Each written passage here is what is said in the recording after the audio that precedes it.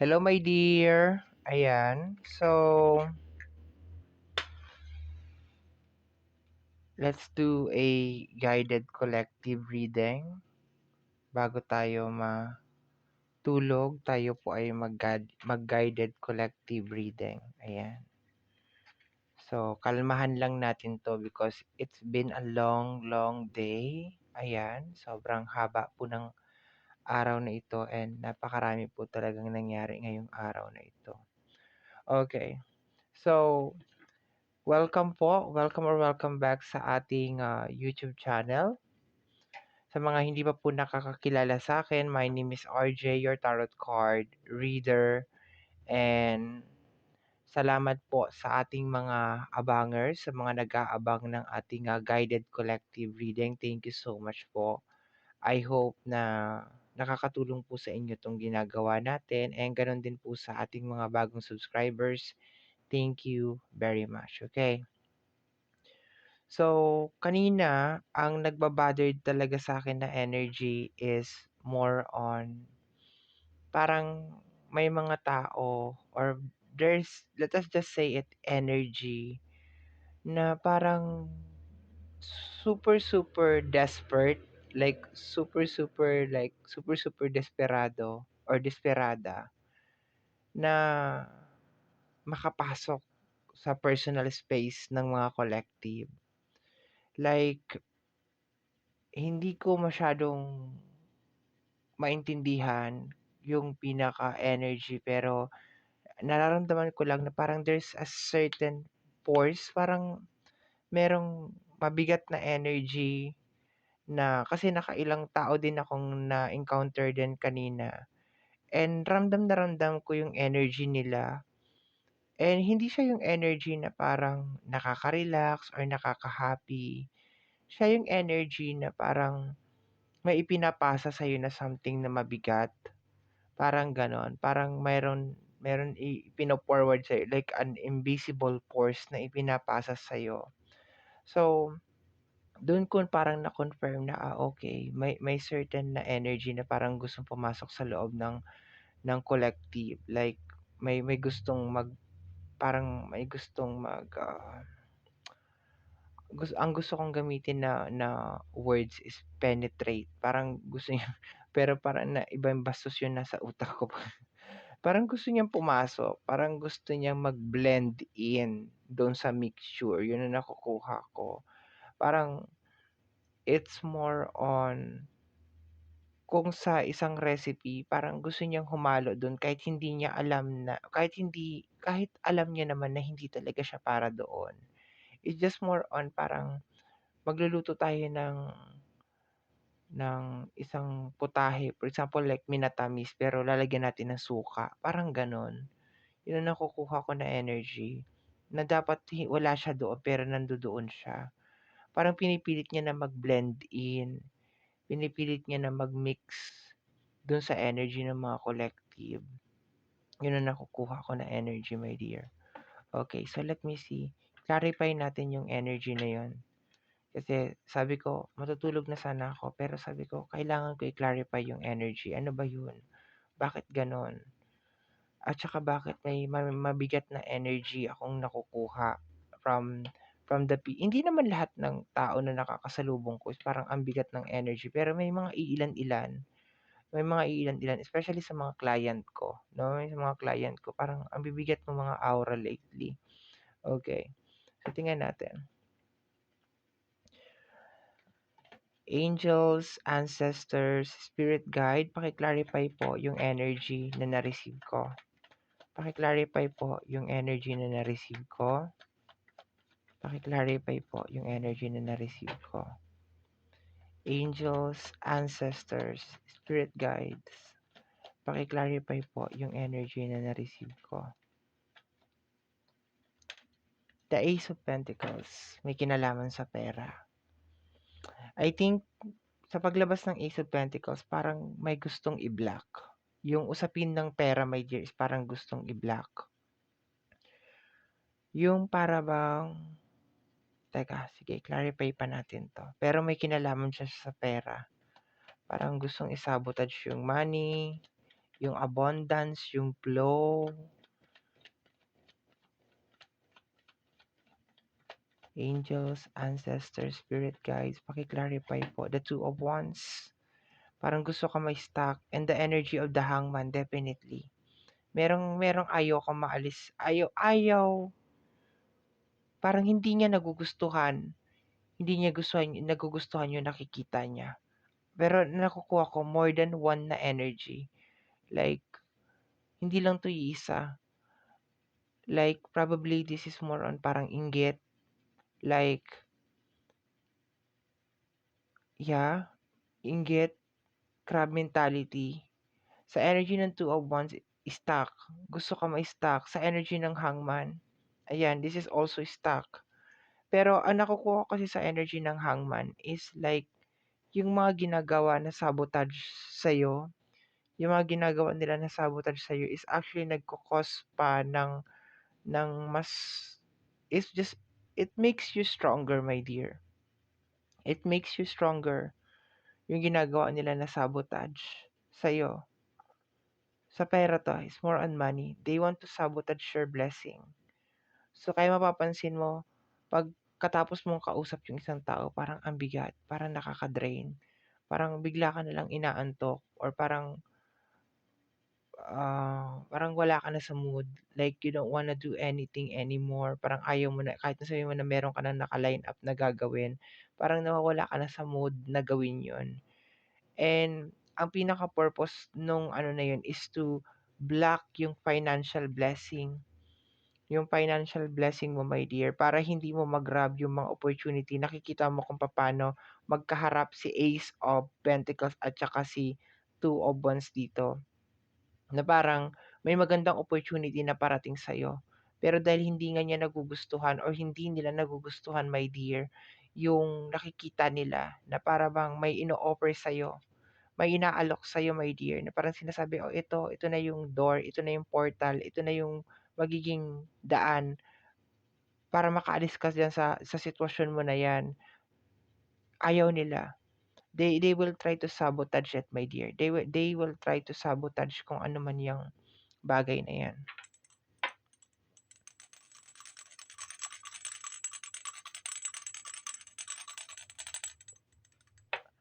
I cut and I remove this negative energy. I cut and I remove this dapat meron akong gunting dito eh. Next time magdadala ako dito ng gunting para pag meron akong ma-receive na negative, ika-cut ko na kaagad para hindi na siya magtagal. That's the reason and gagawin ko 'to, paulit-ulit ko.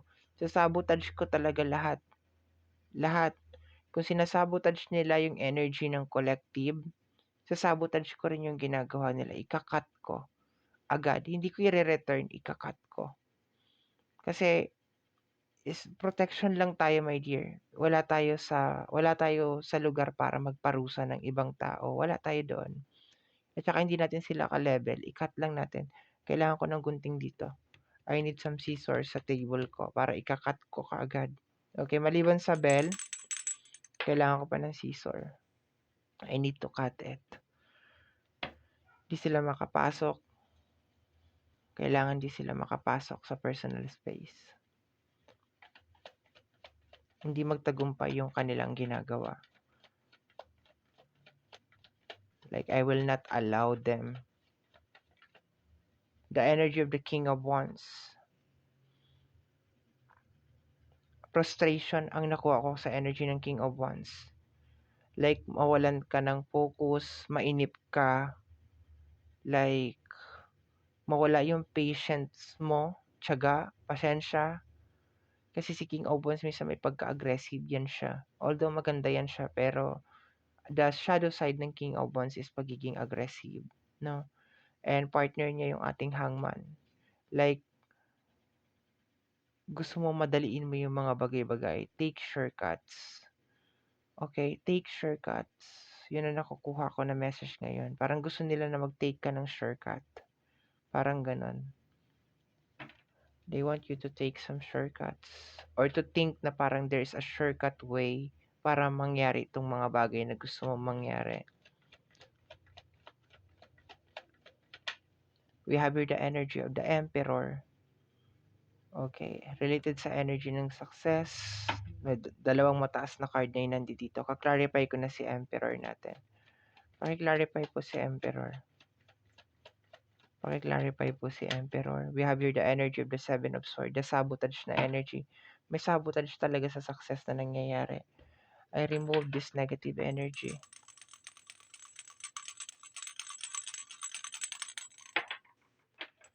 Sabotage mo ang sarili mo. Kung wala namang kasalanan sa'yo ang ating mga collective, it will not work. Kung dala lang yan ng inggit at crab mentality na pag-iisip mo, hindi yan gagana. Hindi yan magwo-work. Hindi mo pwedeng ma-block kung ano ang blessing na nakatadhana para sa mga collective. You cannot do that to them. May success ka dito, my dear. May ino-offer sa'yo ang universe. Pero dahil meron tayo dito, ayan o, clarification. Or pwede naman vice versa. Energy ng Emperor over here na sinasabotage ka. Pwedeng yung success mo ay sinasabotage or pwedeng energy ng Emperor. Pwedeng energy ng fire sign, Aries, Leo, and Sagittarius, nagsasabotage over here. Pero ayoko talaga magbigay ng zodiac sign kasi lalong lang magiging magulo lang yung reading natin eh. Pero so far, maliwanag dito somebody's trying to sabotage yung blessing mo. Okay, let's go tayo, my dear. Kuha tayo dito. Kuha tayo. Inom lang muna ako ng aking tsaa, ha?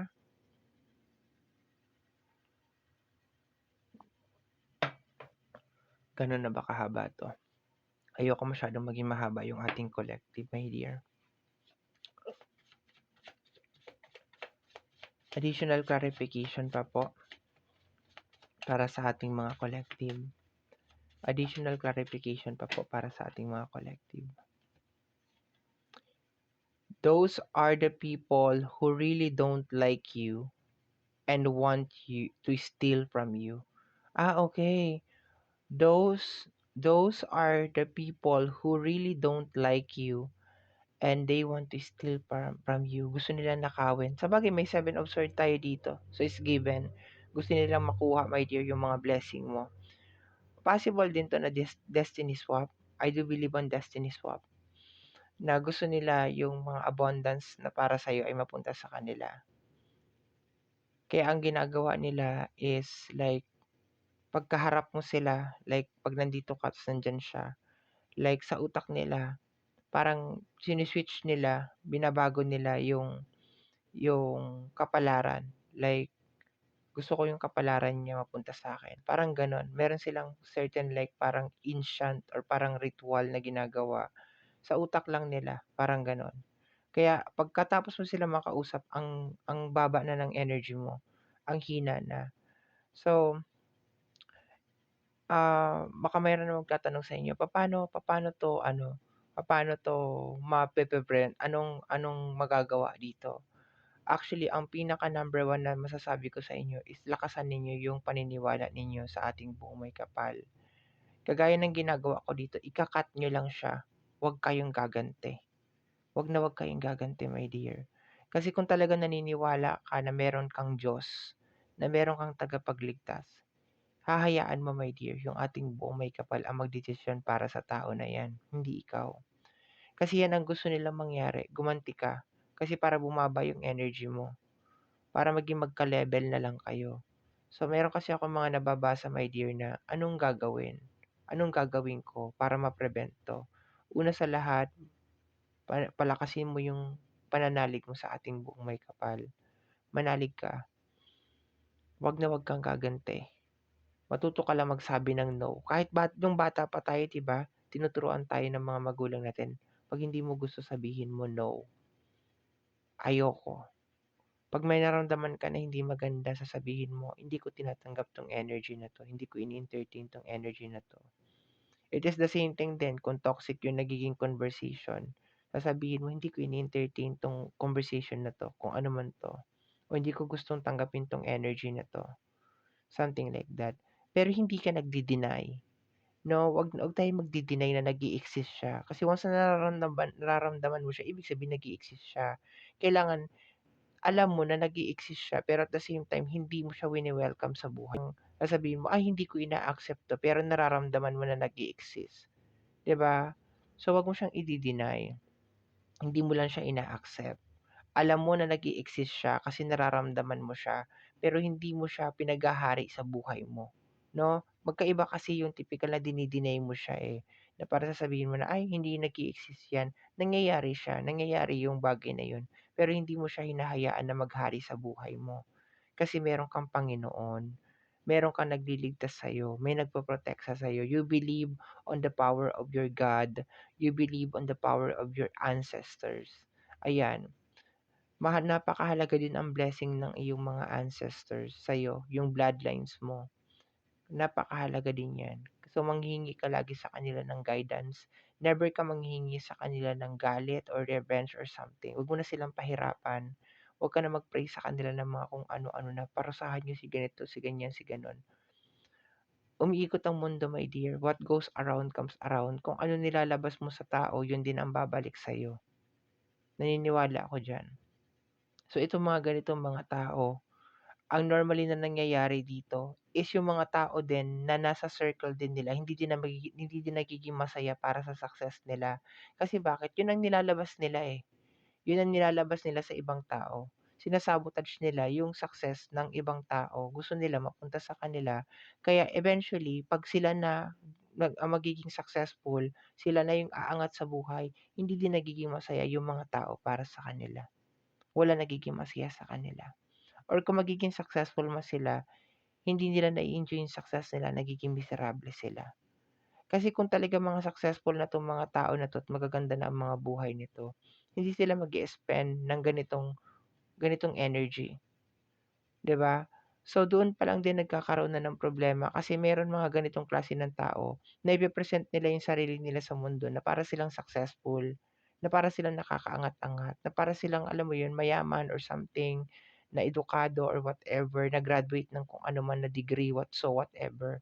Pero kung ikaw kasi successful ka, kung ikaw kasi meron kang pinag-aralan, you will not spend your time na ibaba ang energy ng ibang tao. You will not do that. Hindi mo gagawin 'yun, 'di ba? Correct me if I'm wrong, 'di ba? Tayo ay magtulungan dito, 'no, kung ano man 'tong ano, mag-ano tayo, magsanib puwersa tayo na kung mali ako, eh, mali ako, kung tama ako, 'di ba?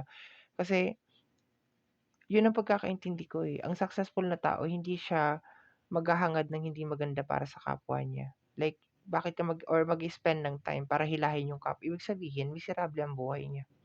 Kung sino man 'tong tao na 'to, napakamiserable ng buhay mo.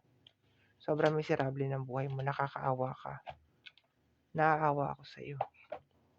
Kasi hindi ka marunong maging masaya para sa ibang tao. Napakamiserable ng buhay mo. Sobrang miserable.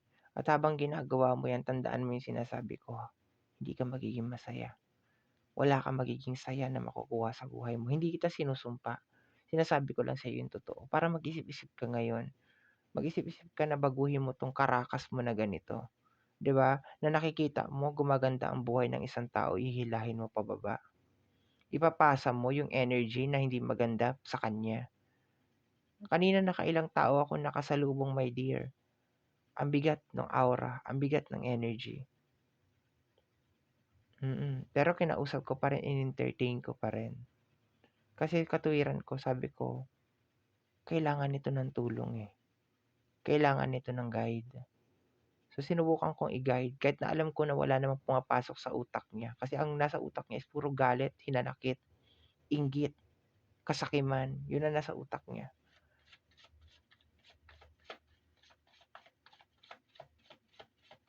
At saka huwag kayong matatakot sa mga ganitong klase ng tao. Manalig kayo. We have here, ginagamit, ginaga, ginagamit ka lang. Meron tao na gusto kang pakinabangan. Ito yung na-mention ko nung nakaraan na collective. Na-mention ko na rin to na may mga tao na ganito. Excuse me po, dinigay ako. Kung hindi ka mapapakinabangan, mas magandang hindi ka nalang yumaman. Kung hindi ka nila parang kung hindi ka magiging beneficial para sa kanila. Kung wala silang makikitang benepisyo sa'yo, mas mainam na hindi ka na lang umangat. And parami na yung mga taong ganito. Parami na ng parami yung mga tao na ganito. Kaya ako, nag-iingat ako magsalita ng mga kung ano-anong mga achievement ko sa mga kaibigan ko, kapamilya ko. Kasi minsan expected nila na parang, oh, kasali kayo dun sa achievement, kasali kayo dun sa success. Pero hindi ibig sabihin nun na parang porket may nakaangat na sa buhay, 'di ba? Hindi ko sinasabing nakaangat ako.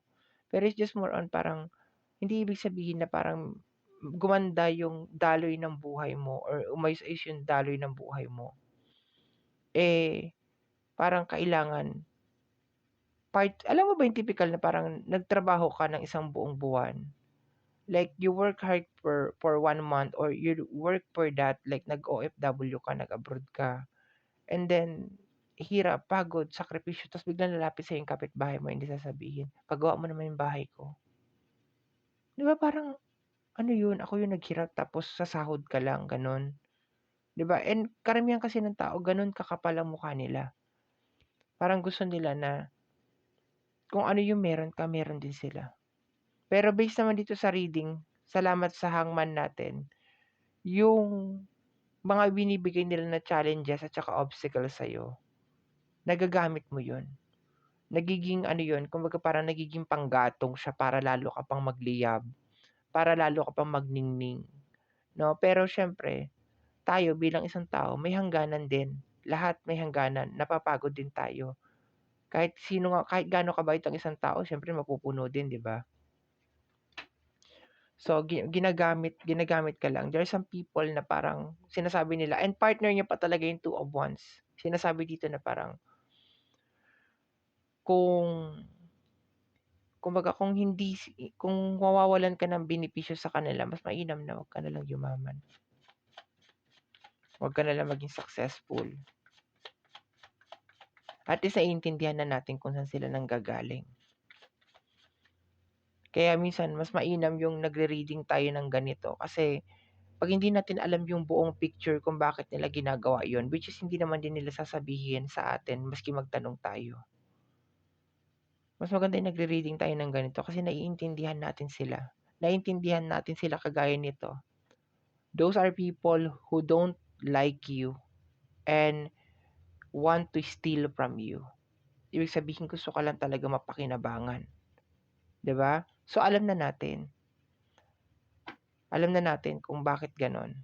Baliktad yata hawak ko ng card or rumble-rumble yung card natin, okay? Rumble-rumble yata yung card natin, my dear. Okay, rumble. May mga naka-flip, may mga naka-reverse. Teka lang.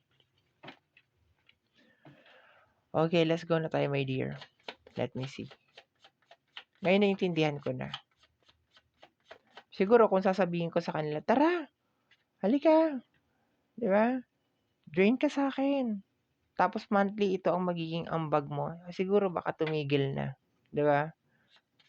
Monthly ito yung parang ito lang ang gagawin mo, 'di ba? Titigilan mo lang ako, tapos bibigyan na kita, papasukan na kita ng pera sa bangko mo monthly, gano'n. Siguro baka tumigil na, 'di ba? Baka manahimik na. Kapal ng mukha mo. Ang kapal, grabe. Ako nahihiya. Kakahiya. Kakahiya ka, 'di ba? Chosen number 444. Okay. So mga chosen one, okay, mga chosen or mga angel number 44, angel number 444 or angel number 4. Okay? Lately baka nakakakita ka nitong mga number na to or maybe this is your favorite number. Ikaw makaka-resonate ka dito. Okay? Ayan na nagpakita na siya ng ano ng parang kung kanino talaga magre-resonate yung reading. We have here the light. Okay. I can feel na as of this moment parang you are shining. Kaya siguro maski hindi ka magsalita, you are shining bright. Ayan. Sa energy ng King of Wands, you are shining like you are being recognized ng mga tao and nakikita nila yung glow sa'yo. Kahit na siguro pagod na pagod ka na or napakarami mong ginagawa, like 'pag nakikita ka ng tao, iba yung tingin nila sa'yo, para kang naggo-glow, para kang nagniningning, you have this light, okay? And for some of you is possible din na itong light na ito is like enlightenment, 'di ba? Awakening, okay? Awakening sa mga bagay-bagay or you're receiving awakening, and isa 'tong mga reading na 'to sa awakening na magiging part ng awakening mo. Okay, let me see. Last 2 cards na lang tayo tapos pahinga na po tayo, bukas po ulit. I hope na nakatulong po 'tong reading na ginawa natin. Ayan. 'Pag ganito medyo kakalmahan na natin siya, or I will try my very, very best talaga na maging kalmado lang sa mga readings natin. Okay.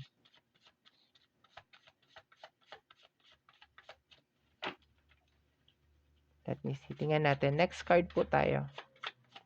Paki-clarify po. Paki-clarify lang po yung message na na-receive ko para sa ating mga collective. Paki-clarify lang po yung message na na-receive ko para sa ating mga collective. Paki-clarify lang po. Please clarify it. My dear, you are protected. Protektado ka, my dear. Wala kang dapat ikatakot sa kanila, my dear. Okay? Wala kang dapat ikatakot sa kanila. Sabi ko nga sa'yo, mararamdaman mo yung energy nila. Okay? Mararamdaman mo. Pero hindi ka dapat mabahala. Itulog mo lang yan, ipahinga mo lang yan. Okay? You will be okay. Kasi normally ganun ang nangyayari sa akin eh. 'Pag meron akong nai-encounter na negative na tao, tinutulog ko lang. Like, para 'pag naitulog ko na siya, pagkagising ko, like, okay na. Kasi siyempre nadre-drain ka eh. So, kailangan nung katawan mo na mag-recharge. So, 'wag ka mag-overthink. Kung yung katawan mo, yung katawan natin matalino. Yung katawan natin matalino. 'Pag alam ng katawan natin na pagod tayo, hihilahin niya yung mga mata natin para matulog. Okay? At pakinggan mo yon. Matulog, magpahinga, o kung naiinitan ka, like gawin mo, maligo ka or whatever, 'di ba? Sundin mo 'yon, pakinggan mo 'yon, kung ano yung sinasabi. Especially pagkatapos mo kumausap ng isang tao, tapos naramdaman mo yung energy na 'yun, pakinggan mo 'yon. Kung pakiramdam mo parang kang inaantok, gusto mo matulog, matulog ka. Okay? Gano'n 'yun. Try mo ipahinga. Kasi sigurado ako, iga-guaranteed ko sa'yo, pagkatapos mong maitulog 'yon, you are okay, you are fine. Wala na, and wala akong sinasabi na kahit ano, ewan ko kung saan mapupunta yung energy na yun, bahala na si God, bahala ng ating buong may kapal kung anong gagawin niya dun sa energy na yun, 'di ba? And pray. Sinasabi dito, my dear, you are protected. Itong blessing na parating sa'yo, kahit anong gawin niya, hindi niya 'to masa-sabotage. Kahit anong gawin niya, hindi niya 'to masa-sabotage. Hindi ka niya mapipigilan dito, my dear. At sana 'wag mo rin siyang hayaan, 'di ba? Kasi kahit naman sinasabi ng card dito, my dear, na hindi ka niya mapipigilan sa pag-receive mo dito sa blessing na ito, nasa sa'yo pa rin 'yan, nasa kamay mo pa rin 'yan. Sana 'wag kang matakot sa kanya kasi you are protected ng ating buong may kapal. Um, 'Wag ka rin magpapagamit sa mga tao. 'Wag kang alam mo 'yun, 'wag kang magpapa-drain sa kanila. Okay, don't let them use you. Improve mo yung value mo bilang isang tao, yung worth mo bilang isang tao, okay? Don't let them define who you are, okay? Huwag mong hayaan, my dear, na yung tingin nila sa'yo ay mag-reflect, like kung ano man yung opinion nila or whatever it is. Huwag mong hayaan, my dear, na i-define nun kung sino ka at kung ano ka. Kasi remember, itong reading natin is more on sinasabotahe yung blessing mo. Sinasabotahe talaga yung blessing mo. Obvious naman sa reading natin. Okay, let me see, my dear. Let's go tayo. Last card na lang tayo, and good night po sa ating lahat. Yan, tayo po ay magpahinga na, matulog na, mag-recharge na, and bukas po ulit.